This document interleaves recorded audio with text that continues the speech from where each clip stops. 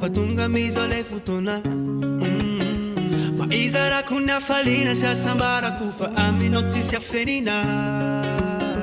ka tataraiko anao daholo ny ato anatiko ny amitsika tsisy afinafiny intsony zay titinao de olazaiko anao tsy misy ny aiai ka tsy maintsy mifikitra anao za fa tafalatsaka be ny fo ohatrany hoe manidina ambony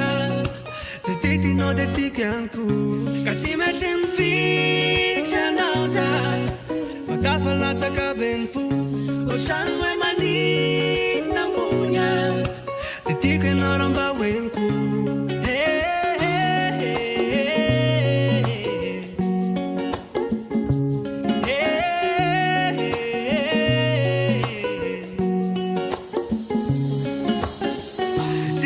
fameno tony rano sy ny vary zay mikasandravatsika aloha de tsy anjary lahy fitiavana omenanao de vitantsary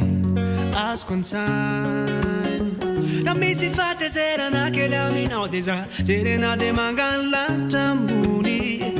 zay titinao fa za manay anao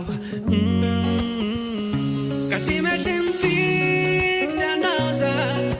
fa tafalatsaka be ny fo ohatrany hoe zay titinao de tiako ihany koa ka tsy maintsy mifikitra anao za fa tafalatsaka be ny fo ohatrany hoe manidina ambony de tiako ianao raha mba